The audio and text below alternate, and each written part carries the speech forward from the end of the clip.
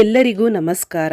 ಇಂದಿನ ಸಂಚಿಕೆಯಲ್ಲಿ ದಾಂಪತ್ಯ ಸಮಸ್ಯೆಯಿಂದ ಬಳಲುತ್ತಿರುವವರು, ಗಂಡ ಹೆಂಡತಿ ನಡುವೆ ಜಗಳ, ಕದನ, ಮನಸ್ತಾಪ ಮಾಡಿರುವಂತಹ ವ್ಯಕ್ತಿಗಳು ಆದಷ್ಟು ಬೇಗ ಒಂದಾಗುವಂತೆ ಮಾಡುವಂತಹ ಸರಳ ತಂತ್ರ ಪರಿಹಾರ.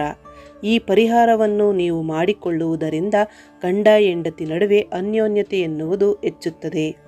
ಅದಕ್ಕೂ ಮೊದಲು ನಮ್ಮ ಚಾನಲನ್ನು ಸಬ್ಸ್ಕ್ರೈಬ್ ಮಾಡ್ಕೊಳ್ಳಿ. ಹಾಗೆ ನೋಟಿಫಿಕೇಷನ್ಗೆ ಪಕ್ಕದಲ್ಲಿರುವ ಬೆಲ್ ಐಕಾನನ್ನು ಟಚ್ ಮಾಡಿ.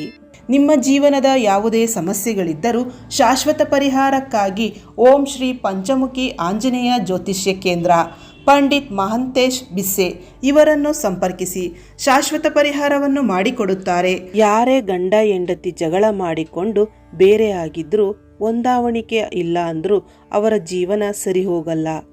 ಇದರಿಂದ ನೀವು ನಿತ್ಯವೂ ಮನೆಯಲ್ಲಿ ಜಗಳವನ್ನು ಆಡುತ್ತಿರುತ್ತೀರಾ?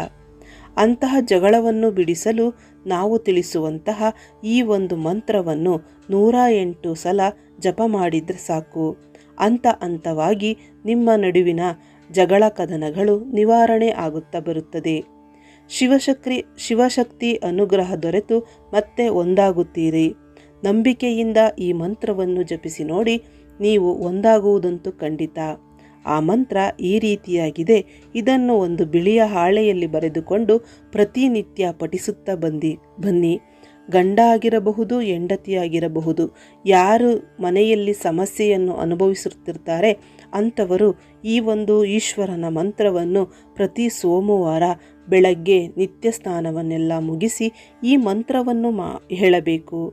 ಮಂತ್ರ ಈ ರೀತಿಯಾಗಿದೆ: ಓಂ ಐಂ ಹ್ರೀಂ ಕ್ಲೀಂ ಶ್ರೀಂ ಓಂ ನಮಃ ಶಿವಾಯೇ, ಓಂ ನಮಃ ಶಿವಾಯ ಎಂದು ಈ ಮೂಲ ಮಂತ್ರವನ್ನು ನಿಷ್ಠೆಯಿಂದ ಪಠಿಸಬೇಕು.